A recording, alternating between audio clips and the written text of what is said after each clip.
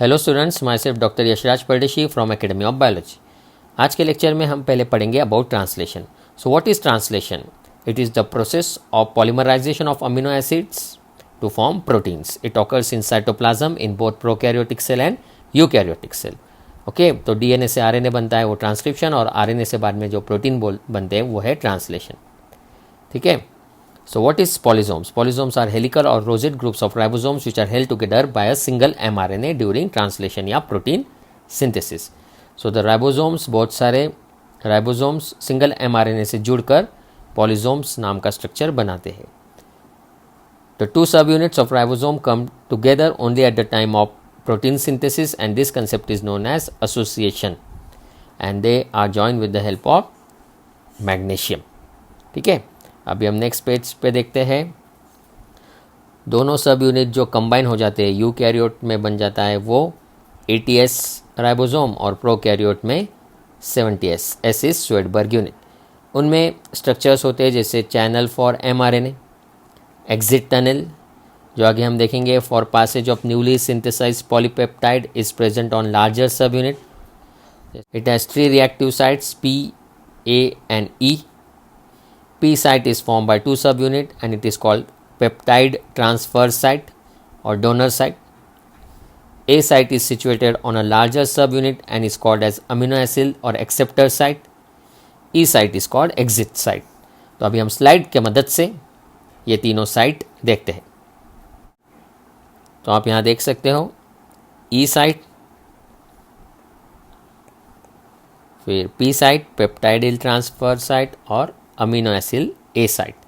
So these are the sites related with the subunits of ribosomes. ठीक है, अभी हम नोट्स के मदद से फिर एक बार थ्योरी पढ़ते हैं। आप देख सकते हो enzyme peptide transferase is a ribozyme, it is component of larger subunit जो ये रिएक्शन को कैटेलाइज करता है। और एक एंजाइम है amino acid tRNA synthase, it is specific for each amino acid. It is also called as amino acid activating enzyme. It plays a very important role in protein synthesis. ठीक है, तो ये सब यूनिट्स के जो related structures है वो आप लर्न करके रखना। अब हम देखते हैं मैकेनिज्म। तो पहले तो अमीनो एसिड एक्टिवेट होता है, उसे कहते हैं एक्टिवेशन ऑफ अमीनो एसिड। ये रिएक्शन आप पढ़ सकते हो, फिर बन जाता है amino acid adenylate enzyme complex. फिर वो एक्टिवेटेड अमीनो एसिड टीआरएनए के 3 प्राइम एंड पर जुड़ता है, उसे कहते हैं चार्जिंग ऑफ टीआरएनए या aminoacylation of tRNA. So it is join to the 3 prime end of tRNA. जैसा यहाँ पर मैंने बताया है, यह अमीनो एसिड टीआरएनए पर जुड़ा है, that is called charging of tRNA. फिर next step is initiation. Prokaryotes में 3 इनिशिएशन फैक्टर होते हैं, यूकैरियोट्स में 9 इनिशिएशन फैक्टर्स। इतना डिटेल में तो एग्जाम में नहीं आता है, आपको सिर्फ पता होना चाहिए initiation factors help in initiation. Initiation से रिलेटेड आप देख सकते हो यहाँ पर स्मॉल सब यूनिट ऑफ राइबोसोम मैंने ड्रॉ किया है, फिर ये mRNA और ये tRNA, और उसके साथ साथ लार्ज सब यूनिट भी थोड़ी देर में आ जाता है। और ये हो गया A साइट, P साइट और E साइट। तो P साइट पर tRNA along with its anticodon, और यहाँ पर आप mRNA के देख सकते हो कोडॉन। तो कोडॉन और एंटीकोडॉन की पेयरिंग होती है, वो साइट प्रोवाइड करता है P साइट। तो याद रखना बेटा, पहला tRNA अपना अमीनो एसिड लेकर आता है और जुड़ता है P साइट पर। कौन से साइट पर? P साइट पर, दैट इज़ पेप्टाइड साइट पर। ये कौन सा अमीनो एसिड है? मिथ्योनिन। सो स्टार्टिंग कोडॉन आप देख सकते हो, जिसे मैं लिखता हूँ AUG, ये कोडॉन की और UAC इनकी पेयरिंग होती है। A के साथ U के साथ A, G के साथ C, ये बॉन्ड बनाता है। साइट प्रोवाइड करता है राइबोसोम। चार्ज tRNA यहाँ पर आकर जुड़कर अपना अमीनो एसिड यहाँ पर अटैच करता है ऑन द राइबोसोम। तो ये हो गया इनिशिएशन। तो इनिशिएशन में आप देख सकते हो दोनों सब यूनिट्स बाद में आ गए। पहले अगर आपको पूछते हैं तो पहले कौन जुड़ता है? mRNA जॉइंस विथ स्मॉल सब यूनिट ऑफ राइबोसोम, और साइमल्टेनियसली कुछ देर बाद लार्ज सब यूनिट आता है। ठीक है, तो पहले स्मॉल सब unit of ribosome and mRNA। and the first amino acid along with its tRNA is attached on P side. बाकी जब नेक्स्ट अमीनो एसिड आएंगे तो वो ए साइड पर आएंगे और फिर पी पर शिफ्ट होंगे, ठीक है, जो आगे हम इलोंगेशन में पढ़ने वाले हैं। तो अभी हमने पढ़ा चार्जिंग ऑफ टीआरएनए और इनिशिएशन, और उससे पहले एक्टिवेशन ऑफ अमीनो एसिड। तो आई विल रिपीट, पहला step activation of amino acid, फिर चार्जिंग ऑफ टीआरएनए, फिर इनिशिएशन। इनिशिएशन में स्मॉल सब यूनिट प्लस एमआरएनए, फिर पी साइड पर अटैच हो जाता है द इनिशियल टीआरएनए, ठीक है। तो इसको आप नोट्स और एनसीईआरटी पेज नंबर 114 और 115 से साइमल्टेनियसली पढ़ सकते हो। अभी हम स्लाइड के मदद से कॉम्प्लिकेटेड प्रोसेस देखते हैं, दैट इज इलोंगेशन। इसमें रोल होता है इलोंगेटिंग फैक्टर्स का। तो आप देख सकते हो यहाँ पर मैंने ड्रॉ किया है लार्ज सब यूनिट, फिर ये स्मॉल सब यूनिट, एमआरएनए हैविंग कोडॉन्स, मैंने 3 कोडॉन्स यहाँ ड्रॉ किए हैं, AUG, GUC और GGG। अब इलोंगेशन फेज में न्यू टीआरएनए आया, उस पर एक अमीनो एसिड था, ठीक है, वो अमीनो एसिड को लेकर आया और ए साइड पर अटैच हुआ, राइबोसोम के ए साइड पर अटैच हुआ। ध्यान से सुनना, न्यू टीआरएनए कहाँ अटैच हुआ? ए साइड पर। तो पी साइड वाला जो अमीनो एसिड था, जो हमने नोट्स के मदद से देखा था, ये जो रेड वाला मैंने यहाँ बताया, दैट इज मिथियोनिन, और ये जो येलो वाला अमीनो एसिड है फॉर एग्जांपल वो है वैलाइन। तो इन दोनों में बनता है पेप्टाइड बॉन्ड, जो यहाँ पर मैंने मेंशन किया है, ठीक है। तो there is formation of peptide bond between amino acid present on P side and amino acid present on A side. जैसे ही वो पेप्टाइड बॉन्ड बनता है with the help of enzyme peptidyl transferase, फिर ये राइबोसोम आगे शिफ्ट होता है, राइबोसोम आगे शिफ्ट होता है, एमआरएनए आगे शिफ्ट नहीं हो रहा है। Ribosomes are moving from codon to codon along mRNA. So the process of shifting of ribosomes along mRNA is called as translocation. तो जैसे जैसे चेन इलोंगेट होती है, there is movement of ribosome along mRNA and that is called translocation. जैसा अभी next diagram हम देखते हैं। नेक्स्ट डायग्राम में आप देख सकते हो, ये है मिथियोनिन, ये है वैलिन, और ये नया अमीनो एसिड यहाँ पर आ गया GGG। तो वो नया अमीनो एसिड है ग्लाइसिन, ठीक है। पहले 2 अमीनो एसिड जुड़े हुए हैं, वो हमने पिछले स्टेप में देखा। अब जो नया अमीनो एसिड आया वो कहाँ अटैच हुआ? उसका टीआरएनए कहाँ अटैच हुआ? ए साइड पर, और वो अमीनो एसिड ने वैलिन के साथ पेप्टाइड बॉन्ड बनाया और चेन इलोंगेट होंगी। इसके बाद 3 अमीनो एसिड की चेन हो जाएंगी, मिथियोनिन, वैलिन और ग्लाइसिन। और आप यहाँ पर देख सकते हो जो मिथियोनिन, जो टीआरएनए ने मिथियोनिन कैरी किया था, अभी वो एम्प्टी है। तो empty tRNA is exiting from the E side, that is also called exit side. तो ऐसा प्रोसेस चलता रहता है और चेन इलोंगेट होती है। तो यहाँ मैंने 3 अमीनो एसिड बताए, मिथियोनिन, वैलिन और ग्लाइसिन, ठीक है। याद रखना, ओनली द इनिशिएटर टीआरएनए, जो पहला वाला टीआरएनए जो मिथियोनिन लेकर आया था, वो अटैच होता है पी साइड पर, बाकी सब अटैच होते हैं ए साइड पर, और ए से वो शिफ्ट होते हैं पी साइड पर। So only the initiator tRNA attaches on P side, others attach on A side of ribosome and then they are translocated. तो ये प्रोसेस चलता रहता है, कब तक? जब तक स्टॉपिंग कोडॉन ना आ जाए, UAG, UAA या UGA।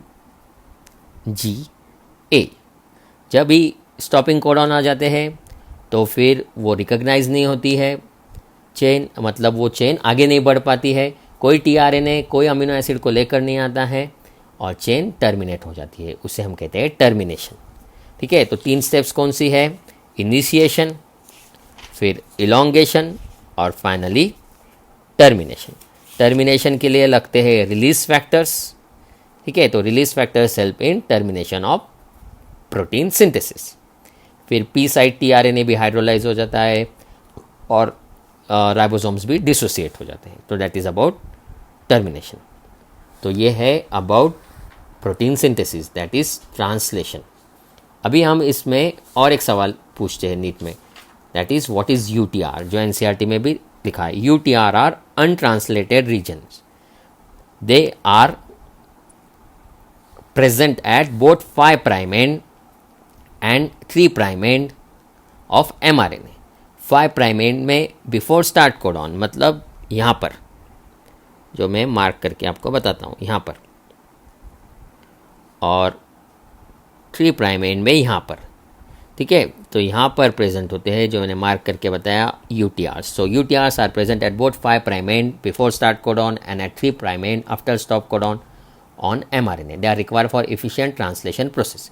फिर जैसा एनसीईआरटी कहता है, translation is a energy requiring process, it requires ATP, जो हम अभी नोट्स की मदद से पढ़ते हैं। तो नोट्स में आप देख सकते हो, for each amino acid incorporated in peptide chain 1 ATP and 2 GTP are use, ठीक है। For each amino acid incorporated in peptide chain 1 ATP and 2 GTP are use. Termination में it occurs when a nonsense codon of mRNA reaches the A site. These are not recognized by any tRNA, therefore no amino acid tRNA reaches the A site. The one before stop codon pTRNA, P site tRNA is hydrolyzed and complete polypeptide is released due to GTP dependent releasing factors RF1 in eukaryotes and release factors in prokaryotes. The two subunits dissociate. फिर what is post translational modification? It is not like every protein begins with methionine.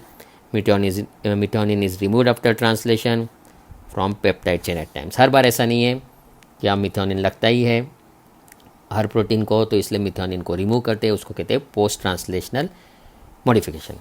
फिर वैसे ही और एक concept है, अगर number of copies of same polypeptide same protein बनती है simultaneously from an mRNA with the help of polysome, तो इसे कहते हैं ट्रांसलेशनल एम्प्लीफिकेशन। मतलब समझो हिस्टोन की बहुत सारी कॉपी चाहिए, तो बहुत सारे पॉलीसोम्स काम करके बहुत हिस्टोन्स बनाते हैं, तो that is called translational amplification. तो ये सब कंसेप्ट्स आप अच्छे से नोट्स में से पढ़ना, और ये स्लाइड जो मैंने आपको डिस्क्राइब किया with the help of slide, वो पार्ट भी अच्छे से इसके साथ एनसीईआरटी से पढ़ना और अप्लाई करना। So you will get the concept, you will understand the concept of translation. तो अभी हम पढ़ेंगे रेगुलेशन ऑफ जीन एक्सप्रेशन, ठीक है। तो regulation of gene expression refers to a very broad term जो वेरियस लेवल्स पर हो सकता है। जैसे in eukaryotes it could be at transcriptional level, मतलब जब ट्रांसक्रिप्शन होता है तब, या प्रोसेसिंग लेवल, मतलब स्प्लाइसिंग के वक्त, that is called processing level, या फिर जब ट्रांसपोर्ट होता है mRNA का न्यूक्लियस से साइटोप्लाज्म में, तब भी हो सकता है रेगुलेशन, या एट द ट्रांसलेशनल लेवल। तो आपको ये 4 पॉइंट याद रखने हैं कि in eukaryotes regulation could be at transcriptional level, processing level, during transport of mRNA from nucleus to cytoplasm, और एट ट्रांसलेशनल लेवल, ठीक है।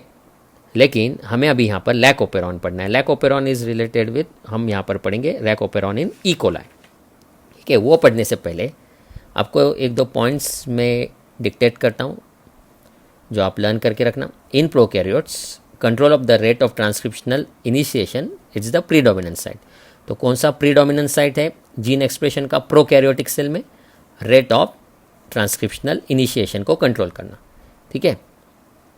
तो वहाँ पर वेरियस रेगुलेटरी प्रोटीन्स काम करते हैं। अगर वो पॉजिटिवली काम करेंगे, रेट बढ़ाएंगे ट्रांसक्रिप्शन का, तो उसे एक्टिवेटर्स कहेंगे। अगर वो नेगेटिवली काम करेंगे, if they will work negatively, then they will be called as repressors, ठीक है। फिर वेरियस साइट्स रहती है, प्रमोटर, ऑपरेटर, रेगुलेटर, वो हम अभी पढ़ेंगे। अलग अलग टाइप्स के ओपेरॉन होते हैं, ठीक है, जैसे lac operon, tryptophan operon, arabinose operon, histidine operon, valine operon etcetera, ठीक है। तो एनसीईआरटी के पेज नंबर 116 पर आपको सेकंड लास्ट पैराग्राफ में वो मिलेंगे। मैं उनके लॉन्ग फॉर्म आपको बता रहा हूँ, आप नोट डाउन कर सकते हो। Histidine operon, valine operon, arabinose operon, tryptophan operon, lactose operon, ठीक है। हमें पढ़ना है पहले तो lac operon in E coli. So the concept was given by Francis Jacob and Jacques Monod, they were French scientist. तो यहाँ पर आपको एक कंसेप्ट याद रखना है, कंसेप्ट ऑफ रेगुलेटर जीन। ठीक है, तो लैक ओपेरॉन में द जीन आई, जो आगे हम पढ़ने वाले हैं, इस पेज पर आपको बताता हूँ, ये जो है आई gene, that is regulator gene. It is also called in this case housekeeping gene. It is responsible for transcription of repressor mRNA, जिससे बनता है रिप्रेसर प्रोटीन।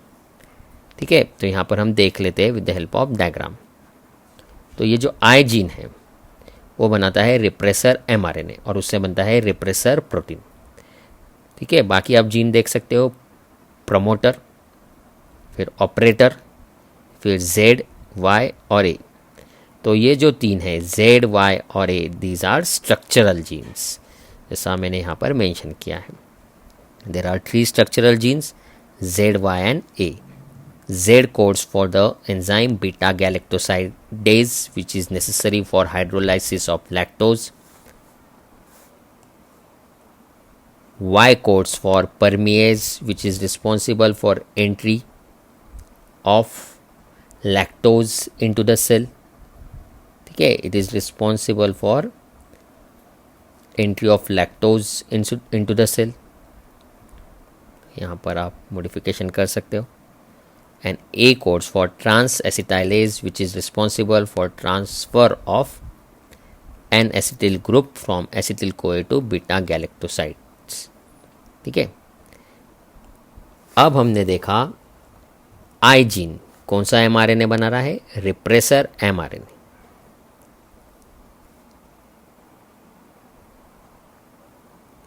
ठीक है, रिप्रेसर mRNA से बन रहा है रिप्रेसर प्रोटीन।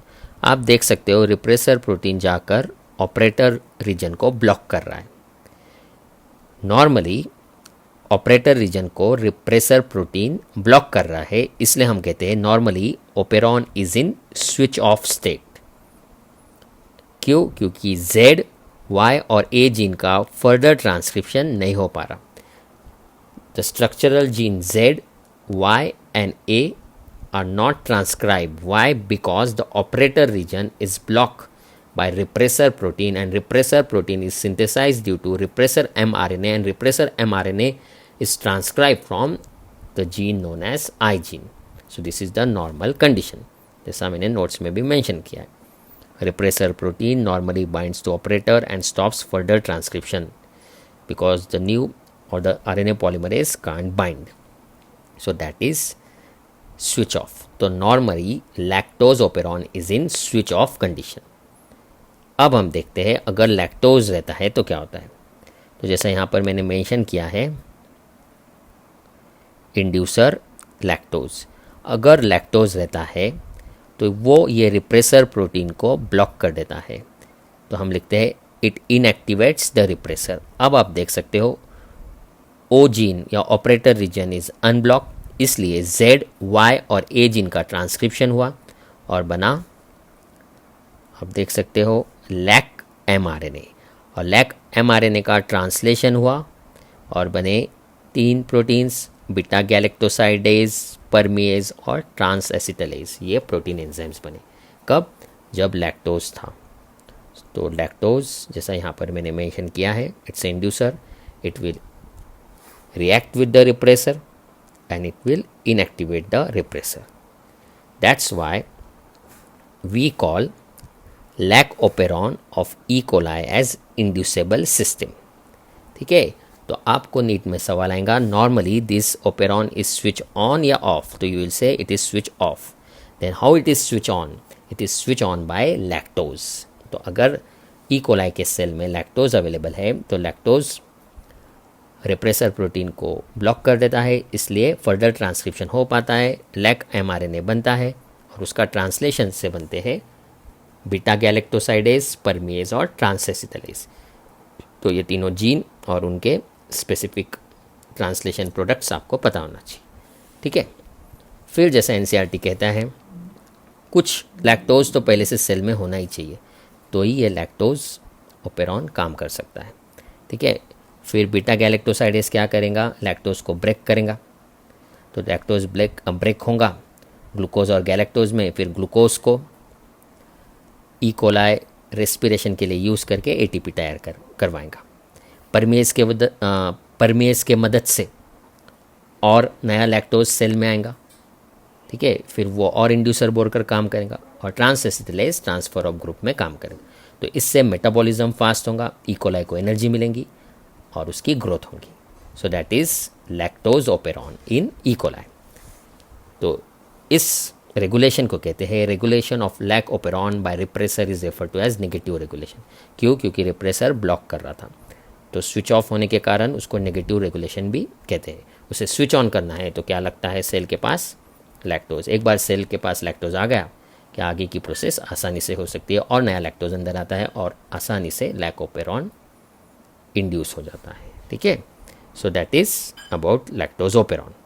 अभी हम शॉर्ट में देखते हैं about tryptophan operon of E coli, जो अपने सिलेबस में डायरेक्टली मेंशन नहीं है, लेकिन अगर थोड़ा वेग पेपर आता है तो ये आपको ये पॉइंट्स और ये नोट्स का ये पार्ट पढ़ के रखना है।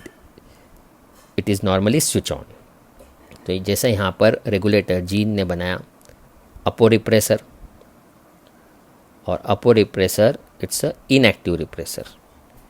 ये रिप्रेसर किसी को ब्लॉक नहीं कर रहा है, इसलिए आप देख रहे हो स्ट्रक्चरल जीन EDCBA ये सब ट्रांसक्राइब हो रहे हैं, पॉलीसिस्ट्रॉनिक mRNA बन रहा है, E1 E2 E3 एंजाइम्स बन रहे हैं, फिर कोराज्मिक एसिड से ट्रिप्टोफैन बन रहा है। तो normally this operon is switch on. अब क्या होता है, ट्रिप्टोफैन खुद अपोरिप्रेसर से जुड़कर, केस नंबर 2 में ट्रिप्टोफैन को हम क्या कहेंगे, को रिप्रेसर। ट्रिप्टोफैन अपोरिप्रेसर से जुड़कर एक ऐसा प्रोडक्ट बना रहा है जो ऑपरेटर जीन को ब्लॉक कर रहा है यहाँ पर जाकर, इसलिए ट्रांसक्रिप्शन नहीं हो पा रहा। तो ट्रिप्टोफैन यहाँ पर क्या कर रहा है, ओपेरॉन को स्विच ऑफ कर रहा है। यहाँ पर कैसा था, नॉर्मल ओपेरॉन स्विच ऑन था, लेकिन ट्रिप्टोफैन को रिप्रेसर के फॉर्म में आकर अपोरिप्रेसर से जुड़कर एक्टिव रिप्रेसर तैयार कर रहा है। जैसा मैंने यहाँ पर लिखा है इनएक्टिव रिप्रेसर प्लस को रिप्रेसर, मतलब यहाँ पर tryptophan is forming active repressor, और वो यहाँ पर आपने देखा इसको उसने ब्लॉक किया ऑपरेटर जीन को, और इस कारण EDCBA gene structural gene transcribe नहीं हुए, ट्रांसलेशन नहीं हुआ, वो एंजाइम्स नहीं बने। तो ट्रिप्टोफैन ने ओपेरॉन को स्विच ऑफ किया। तो ये लैक्टोज से उल्टा है। आपको लैक्टोज मेनली याद रखना है, लैक्टोज ये सिस्टम को स्विच ऑन कर रहा था, जो ऑफ थी उसे ऑन कर रहा था। ट्रिप्टोफैन जो ऑन है उसे ऑफ कर रहा है, ठीक है। So tryptophan operon it's a repressible system. So that was about the concept of operon. Operon मतलब क्लस्टर और a group of genes with related functions. Mainly बेटा आपको फोकस करना है लैक ओपेरॉन पे, ठीक है। तो आज के लेक्चर में हमने कंप्लीट किया translation and lac operon. Thank you.